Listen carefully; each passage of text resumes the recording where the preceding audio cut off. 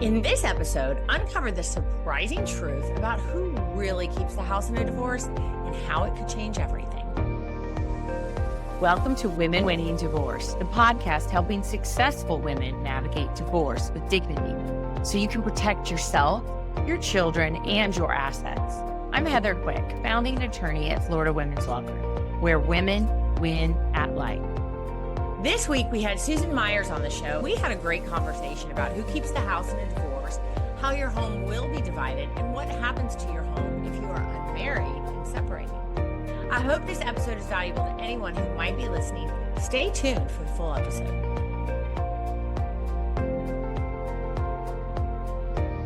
Welcome to this week's episode of Women Winning Divorce. I am Heather Quick, owner and attorney at Florida Women's Law Group.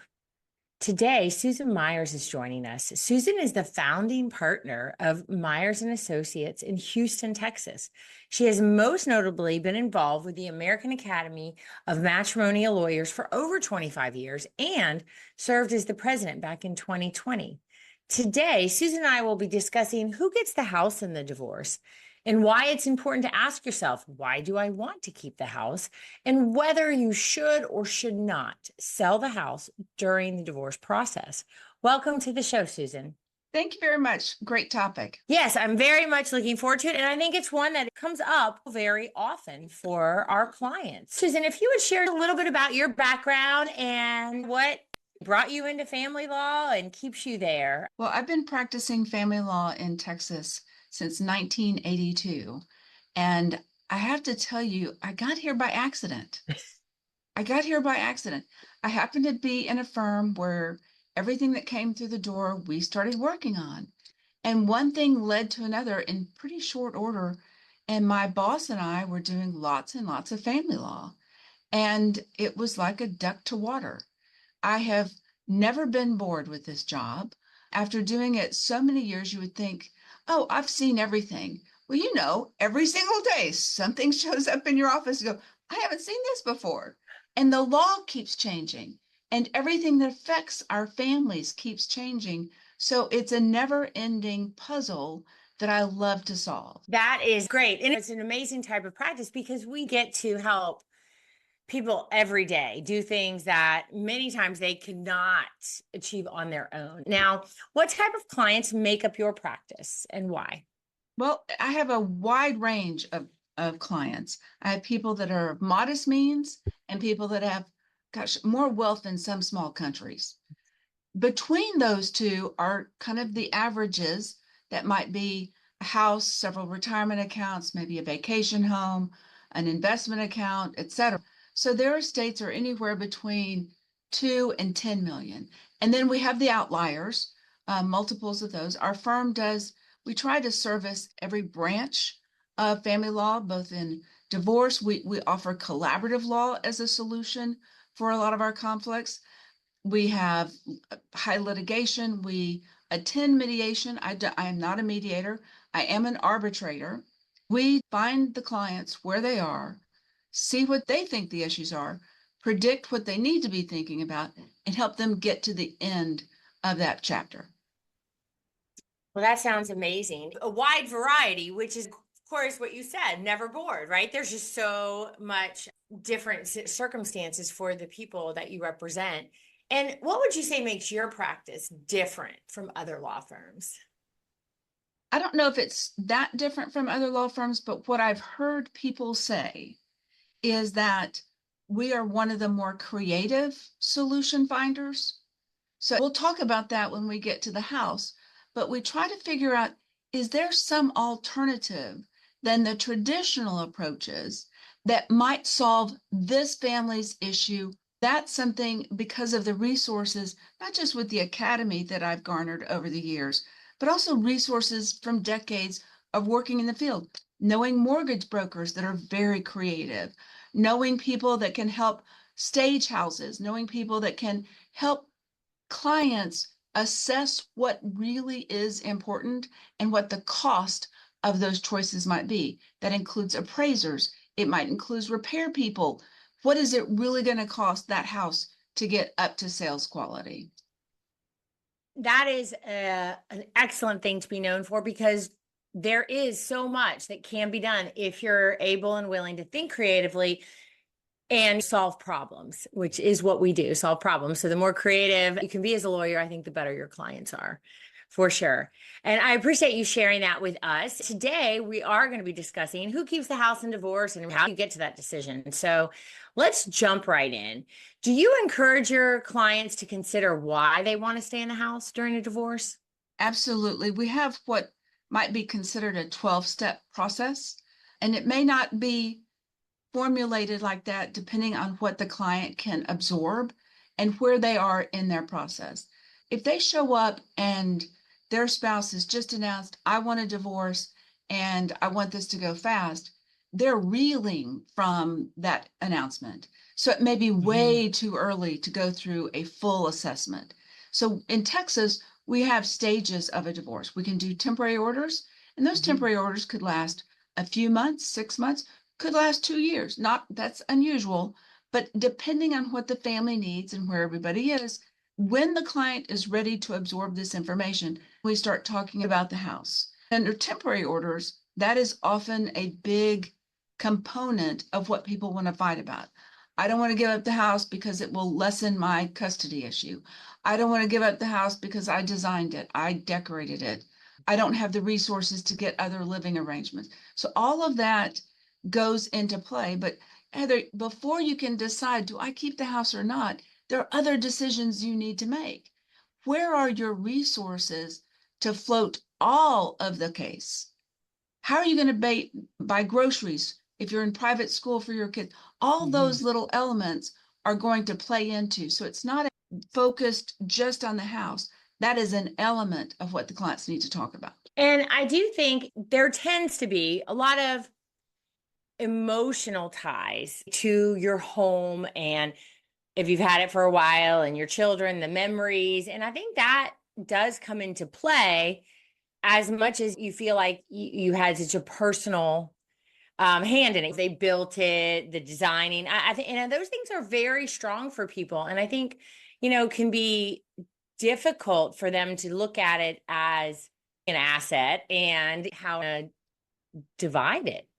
Correct. Well, and there's a saying that we hear a lot in mediation, whether it's before temporary orders or before trial. Do you really want to be house poor? Or here's a better quote. Can you buy groceries with your house? Because if you're not practical, your emotion may sabotage your future success. That's something that people need to process through, not just with their attorney, but maybe with their therapist. What is it that you're holding on to? Is it the brick and mortar of the building? Is it the memories? Is it the lost marriage you thought you had? Is it revenge? I want the house because they want the house. There's so many emotions that go into why someone wants something. And if you unpack it, sometimes you can address those needs by providing something else. Now, I'd love to talk, because I had this over the years, an obstacle to overcome as far as whether the home is marital or not. Because often, I've had cases where it was bought right before the marriage and only placed in his name, representing the woman. Once we get in, maybe they've been there many years. I'd love to know how you handle that in Texas. I think it's probably similar to Florida. That's a big obstacle. Sometimes they're really unaware of that particular case. To me, it's one of the scariest times when there are, I'll call it playing house before marriage, and assets are purchased. If you don't get that house in your name shortly after marriage, there's a problem. Another problem happens is if the boyfriend, girlfriend buy the house together before marriage and then they marry, we still have complications because that house is pre-marriage. In Texas, we refer to that as separate property. We have all different kinds of rules. The good news in Texas, we have a statute, at least for the primary home, addresses the reduction in principal. So that let's say we'll make the husband buy the house right before marriage, but during the marriage, the community income was paying all of those mortgage payments. So we go from an $800,000 mortgage down to, let's say, $400,000. All of that happened because the community assets. In addition to the reduction in the principal, we now have a statute that we get to also count interest, real estate taxes, improvements, any kind of maintenance. We might even do utilities so that the separate property owner doesn't have such a lion's share of that house. Now, it doesn't give the wife ownership, but if you have a claim that looks like an equity claim, that can get offset by other assets that you can actually buy groceries with. And that's really important. And that's something that when it does happen, it can be devastating to the wife, the non-titled spouse, especially after years. And so that's fabulous that Texas has a statute. We'll evaluate it with certain formulas and things, but it's hard for many people to understand and realize that they're not an owner. One of the reasons that statute came into place is Texas legislature only meets every 2 years. There was a representative who had a big donor whose daughter got pushed out of the house in exactly this situation. And back then, the husband was able to say, but you had the benefit of staying in my house all those years. So that offsets all of those mortgage payments. Well, that was so unfair that the law changed so that benefit of use was no longer a reduction of her claim. And then over the years, the legislature have continued to add nuances so that it really is a more equitable decision. Thank goodness for that influential person on the law, because that gives the courts, the lawyers, the opportunity to look for something more equitable. You know, what happens? I love this because I have listened to you on your other podcasts and, about playing house and being together before married or maybe not married. I think this is really important in both cases. One, if you own the house with someone and aren't married, but then maybe have children, so you're in family court. So let's talk about that one first, because we do see that a lot. And I know our listeners would want to know, what do we do? Can we handle that division of the home in the family court, or do we have to go to civil court? Well, it depends on what state you're in. In Texas, the family court can take jurisdiction because it is a district court level. It is not limited to just family matters, except it needs to start with some sort of family because it can include paternity, etc. So we've got boyfriend, girlfriend with a house with kids. We are in family court doing a child custody. That court also has jurisdiction over the house with a suit for partition. The couple does not have to do that suit in family court. You could go to a district court outside of the family law realm, but as long as you're in court, let's go ahead and get that case. The suit for partition is a term of art that we used to see a lot with same-sex relationships before we were allowed to marry. You've got two people that own the house. That partition suit, because we can't divide the house and you can keep this half and I keep that half. What the court then does is they assign appraisers to determine value, and it goes on the market.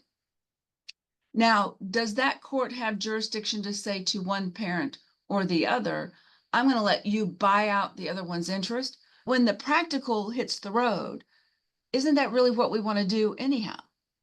Because once you sell the house in a partition, you're paying a lot of expenses that just evaporate. Nobody gets those benefits. Right. So again, practical solutions might be figure out the value of the houses. We each own half, but with a partition, because people aren't married, we have no presumptions that community property paid down the mortgage. We have no presumptions that community property paid the taxes. So you have to dig into all of those records to determine, did girlfriend pay most of those things? Did boyfriend pay most of those things? And here's the real unfairness. I paid the utilities. I paid the school stuff. He paid the mortgage. Does equity come into partition like it would in a family law case? That we don't have a lot of answers on, but true partitions, think of joint venture, it is just math. What did this partner contribute? What did this partner contribute to the acquisition and to the payment down on the cost of it? Yes, and I know people don't really realize that the protections of the law when you're married, there's a lot there, and you have this generally a misunderstanding of how things will work. It's like, no, the law is not going to really help you in the way that you think when you're not married, and it's not going to look at it in that way. And I think that is something that people just really don't understand. I find it a horrible shock when people haven't talked about it. Do y'all have cohabitation agreements in Florida? You can, but it would depend on, and I think it would be handled in civil court as if it was a partnership. Yes, you can do those, but they're not very popular, and we haven't seen them try to be enforced within a family law court. Okay. So So, let's say your audience includes boyfriend, girlfriend, and they don't want this unjust result. mhm. At least in Texas, we could do an anti-nuptial or cohabitation agreement that addresses a few things, including the house. Mhm. The house is in both of our names. We're both contributing different things. If we sell the house, we're going to divide the proceeds X to X. Mm. If your Yeah. boyfriend dies, what are you going to do? You co-own it with his estate. Does he Mhm. have a Mhm. will? Just so many Yeah. unknowns that if you think about it in a logical, think of yourself as your sister. What would you want your sister to be taking? Absolutely. And that's a good way to look at it. You don't know what you don't know. Now, let's go into that conversation with a client about whether or not you can afford the house, right? You've asked that question and they're like, I really want to stay here. I think a lot of the evaluation is similar, but sometimes when the children are still minors, there are other considerations that come into play. I'd love to hear from you some of the things you're going to talk to your clients about and things that our listeners could be thinking about. Okay. When we first start talking about temporary orders, do you want to keep the house or do you want to sell the house? And once they start talking, well, we want to find out how old are the children. If we're talking little minors, they don't really have an attachment to the house. But if we're talking about teenagers that have 2 more years before they get out of high school, oh, I can see that happening. So Mm-hmm. that's when that creative, should we think about co-owning the house for just a couple of years till we get them out of it and then we can put it on the market or try to refinance. So selling versus keeping the home. First, just find out what they're thinking. Mm-hmm. No, and why? Because sometimes they just haven't had time to process. Usually our clients are a lot smarter than they think they are. They just need time to think it through. So the affordability of the house post-divorce, what's your stream of income going to be? Do you have independent income from your wages? Is there going to be some spousal maintenance? Is there going to be some child support? Do you have assets that generate some income? You have to look at the whole picture. Then you have to look at the cost of the house. How old is it? How many repairs need to be done to make it livable? When's the roof going to need to get back on? That AC unit's been kind of iffy the last couple of years. And in Houston, Texas, and in Florida, you do not go without AC. And those are Because it expensive. always breaks in July, right? Those are expensive to replace. So you need Right. a little nest egg to cover those expenses. You've got utilities. You may have homeowners association dues. Don't forget real estate taxes. They're going to get paid whether you want them to or not. Mm. You need to know, eyes wide open, what's it going to cost month to month and for the year for me to stay in this house. It will Yes. shock people when they look at all of those different elements. And then Mm-hmm. you go, okay, so you're getting this in child support. We've got you some part-time alimony, and you're going to go get a job because you need to go get retrained because you've been at home for a few years. So we've got the money for the retraining, spousal maintenance, and some child support. You're Mm-hmm. spending 50% of all of your resources on a house. Is Mm-hmm. that a good budget? Because I don't pretend that I'm the budget queen. Right. I like to Mm-hmm. have a financial person, either somebody that they trust, like maybe an accountant in their Mm-hmm. family, or somebody that will help them see the reality of their future. And generally speaking, nobody that does personal finance thinks spending 50% of your income on a house is a good business model. Right. But maybe they've got it just 2 more years. Mm-hmm. There's so many different elements that go into my decision process as a homeowner. And that's what I want my clients to think about. if you got little ones, are you really going to stay in this house for 16 years? Really? How are you going to keep it clean? I mean, there's a lot of practicality, but then there was a lot of options. So maybe you would rent the house out. I've got some clients that sublet there's rooms, or if you've got two primary suites that people could actually, legitimately live with some privacy on the other wing, that could work, but they need to think about it. Do you really want somebody in your house?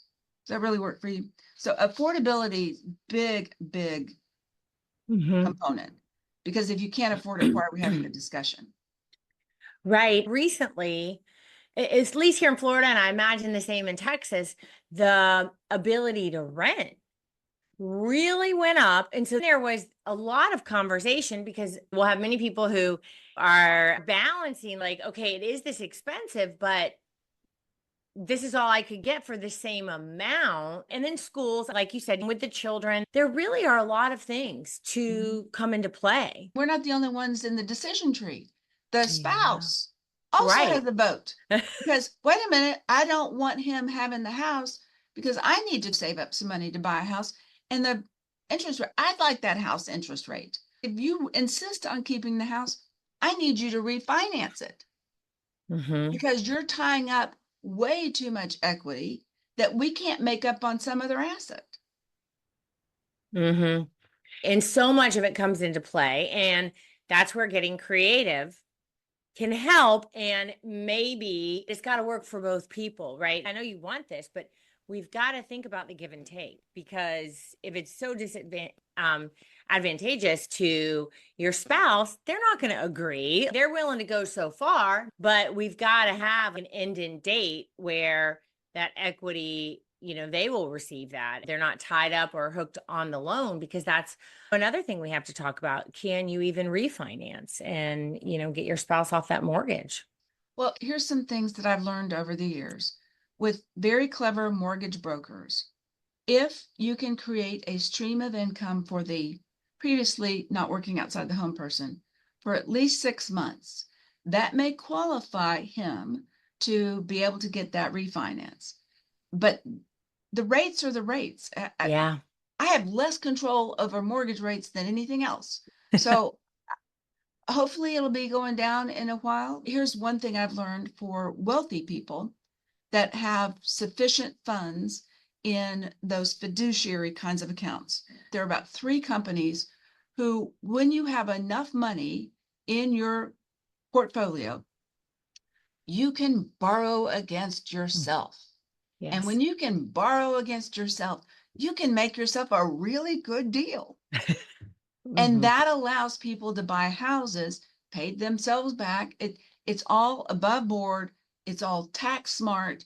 It is all investment smart, but you have to be at those levels before you can really but knowing that can help, because remember, all of those other assets, not all of them, but a big chunk of them are tax deferred.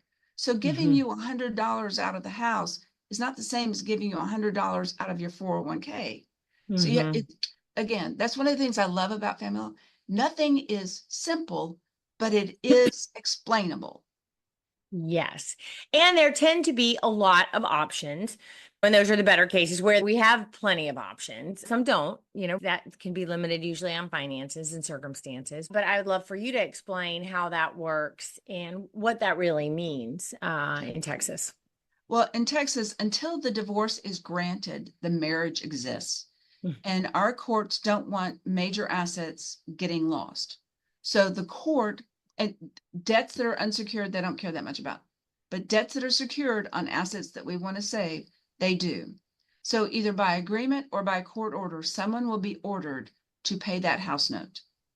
Someone will be ordered to maintain the expenses of the house, whether it's real estate taxes or utilities. Typically, the person living in the house is going to be ordered to do that. But perhaps it will be the person that's out of the house. They'll be given a certain amount of time, usually pretty fair, to remove themselves from the house. By the time we get to our courts are pretty congested.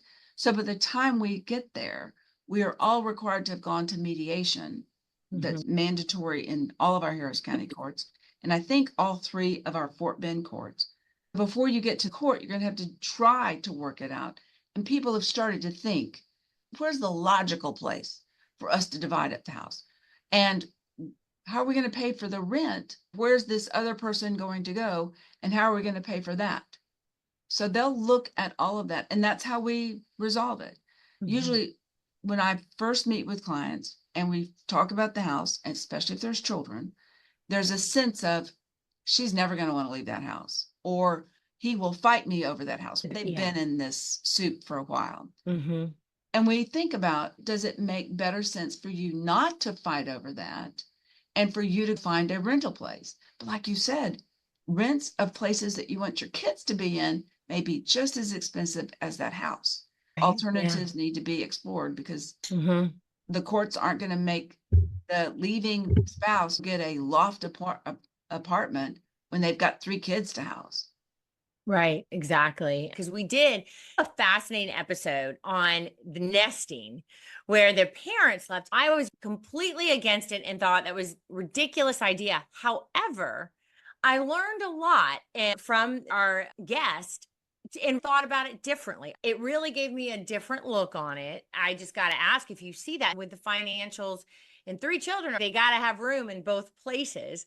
Have you seen that much? Is that some one of the solutions people want to do? Well, I'll say that it is something that is often discussed. I've seen it for a short term for a couple who wanted to try it, but it became problematic. They came to the lawyers and went, we need to stop this. It was confusing for their child. It depends on the facts. Let's say it's that high school student, and that student's going, I am not leaving my house. Y'all figure that out. And if each parent has a comfortable enough place to go when it's not their time, and their house is situated so when they're in the marital home, they have a sense of privacy for their stuff, and somebody's not snooping. You ate all the food, you left dirty clothes, the dishwasher had some horribleness in it. I mean, I've heard it all. Heard it all. But I have a very laissez-faire attitude towards clients. If they want to try it, try it.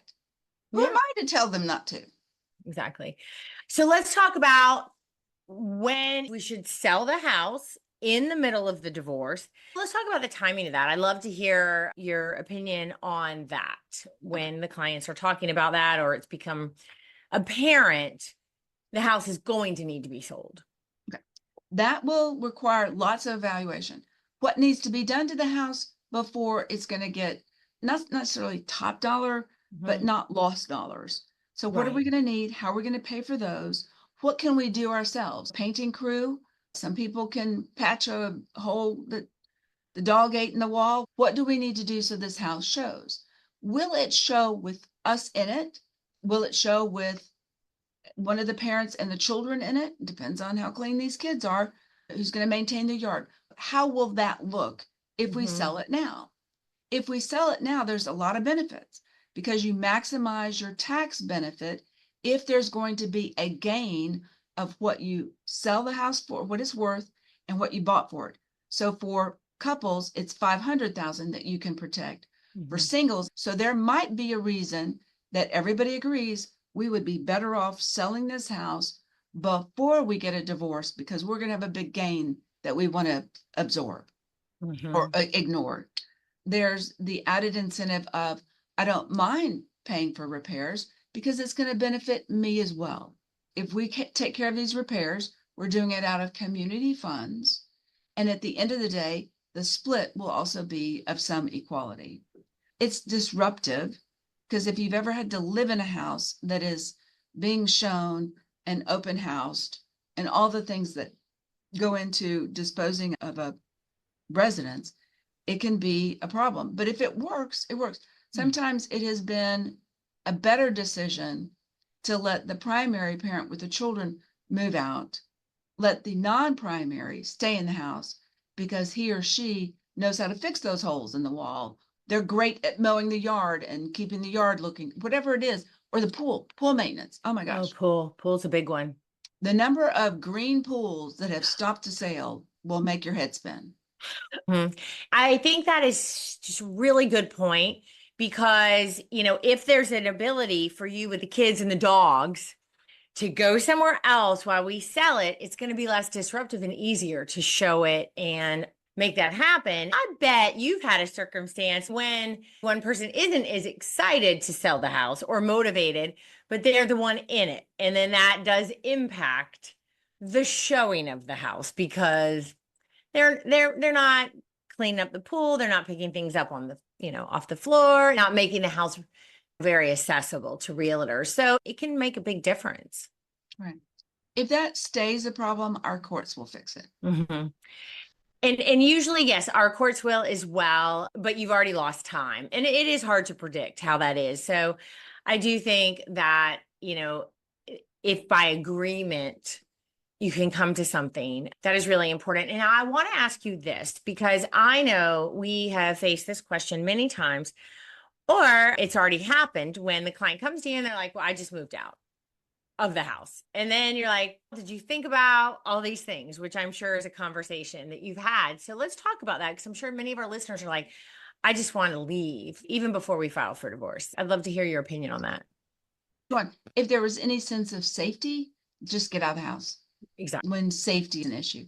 If your mental health is like, I'm going to lose my mind if I stay in that house, in that toxic environment one more night. I get it. If you actually do want the house, we need to think quickly about what we do to rectify it. Because although temporary orders for award of exclusive use and possession of a house is not a final order, it is a blueprint. What happens during that blueprint can sometimes be harder to fix once somebody's been in that house 6 months, 7 months, etc. So it depends on what you're doing. And if you left the kids there thinking, well, I still want to be primary conservator, I want the house, I would probably advise you get back in the house. Now, when you practice in Houston, Texas, I always like to help our listeners understand, how does Texas view property if you're a community property or equitable distribution separate property state? We are a community property state. We're one of 8 left. There's a little history about Texas. We were a country before we were a state, and it took almost 10 years before the Union of the United States let us in. So we've got a lot of strange laws, and we were founded by our Constitution, which controls all of our property. Fundamentally, we came from a Spanish law perspective. A Spanish law perspective is everything is owned by the community or by the couple, by the family. And that community is presumed for everything that shows up in the divorce or death. In order to prove something is your separate property, you have to go above and beyond with clear and convincing evidence to show that it really was mine. Either I had it before marriage and it transferred to this, it was given to me during our marriage by someone, or I inherited it, or it has to do with separate property, personal injury damages. So those are the 4 ways that something could be separate. We do a lot of premarital agreements here. Texas completely supports premarital agreements, even horrible ones. Just you wouldn't let your sister sign it for anything, but we approve it and they are enforced. So if you don't like the way that we do our legal divisions, you can fix it with a premarital agreement. And because the community property overall, how beneficial is that to the non-working spouse who hasn't had the financial? Do you think that that is a little bit more advantageous to them? I do. Just for some perspective from the Academy's work, on the East Coast, alimony was super popular. California, they love alimony, even though we can't deduct it any longer. We do have an alimony. It's called spousal maintenance. It caps at like $5,000 a month over a certain number of years. But it's something.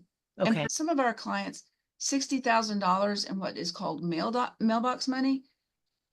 There are companies who would send their executives to Texas to live for a couple of years to help them in their divorce because they weren't going to be paying these giant alimony bills. But the consequence is what might have been considered in an equitable division is going to be community in Texas. So even if it was separate equity, when it shows up in Texas, we don't care when you earned it, we're going to treat it like it was always in Texas. Depending on the quality and quantity of your community estate, it's a better deal. But let's say it was nurse and doctor, and the nurse supported the doctor all through medical school. Now that medical school is done and residency is done, and they've started on their career, the doctor, I'll make it the woman, says, bye-bye, nurse husband. And there's no community divide up because they've been spending it on stuff. And our alimony isn't going to help very much.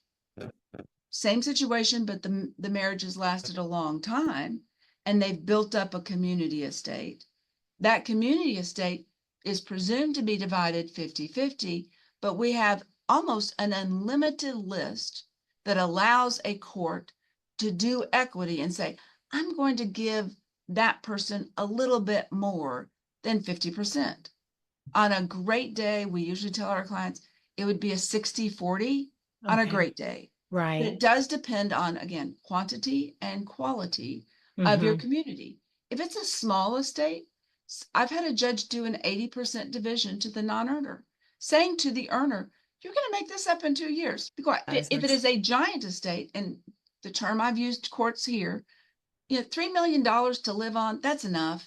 So even if the estate is worth 60 million, the likelihood of the stay-at-home parent being able to get more than 50% that's just not going to happen. It's just too giant of a number. Let's say it is small business owner, small business only because there's only one owner, but it's a lot of value.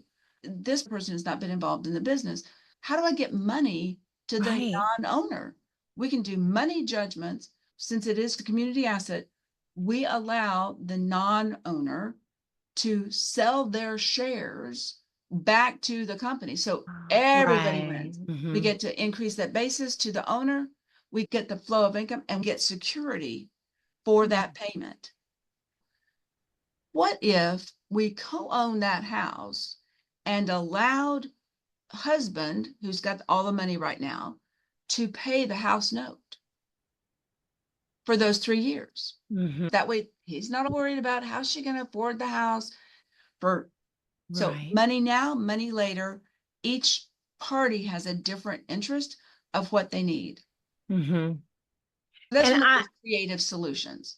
I know. I'm already thinking of all the other things I would want to talk to you about on another episode that I think our clients, all the listeners would be interested in, particularly ones who are in a community state. You really do need a creative lawyer because you're going to want to look at all of the options in that. And we talked about the taxes, and I do think that's really an important part. I'd like you to touch on that for our listeners, because I think oftentimes they don't appreciate how important it is to understand the implications of certain assets when you're trading them. And I'd love for you to touch on that if you don't mind. Okay, let's talk about the house. But before we talk about any more taxes, let me first give you a giant disclaimer. I am not a tax expert, but I surround myself with people that are tax experts. And I heard a term that I have completely adopted. I am tax aware. I love it. I am tax aware. That asset is probably going to get taxed. And that asset's probably going to get taxed at your tax rate. And the tax rate isn't that top one, it's that average of them. I know these things because my experts have drilled it into my head. So with a house, there are capital gains. If what you bought it for, and the magic number right now under our federal government is 500,000, because it's an IRA, you avoid the capital gain. But capital gain is at 15% if you've owned this house for a long period of time. Right? Long-term gain. If you're talking about stocks and bonds, they all have long-term, short-term. Experts need to figure out what is the probable tax consequence on all of your investments. 401ks, IRAs. Not only do they get taxed for income, if you don't qualify, you're going to get a little 10% penalty tagged onto it. So you have got to get on your team in a divorce somebody that is not just tax aware, but somebody that's a tax expert that can help you make those decisions. And it could just be your CPA, your accountant, who is knowledgeable about family law issues. Because if the only thing you're worried about is the house or the house in the 401k, our accountants who do work that we refer cases to understand these consequences so that you can actually look at, okay, don't forget, you get to deduct real estate taxes. If you pay $20,000 in real estate taxes, that's not an off the top deduction. 20%, whatever your tax rate is, of that $20,000 is what you're putting in your pocket if you get to deduct it. But we've got all the new rules about what's deductible. I think it's $10,000 now a year. Then it may change again, right? I'm tax aware, don't know that answer. Go figure it out with somebody that's an expert. I love that. And I am going to adopt that, because being tax aware is enough to say, we are going to talk about a CPA because we need more information to make the best decision for you on these issues. And I do think it is what we advise our clients. For our listeners, when your attorney says you need to consult your CPA, you need to listen, because that is going to affect you in your bank account making a decision. It is one of the best things about the collaborative law process. You talked about people that are trying nesting. If they're open to that, there probably would be a good candidate for a collaborative law divorce. With collaborative law, the two of you have a tax expert that's part of your team. Right. And everybody can look at what's the tax effect to her, to him. It is a more aware way to get a divorce, but I completely understand not everybody's suitable for it. Not everybody needs it. But if it does work, at least talk to your lawyers or whoever you're interviewing and find out, do you know about collaborative? It's not across the country, but something where it's not my expert versus your expert. It's the same tax law. Correct. Right? It can't be that different.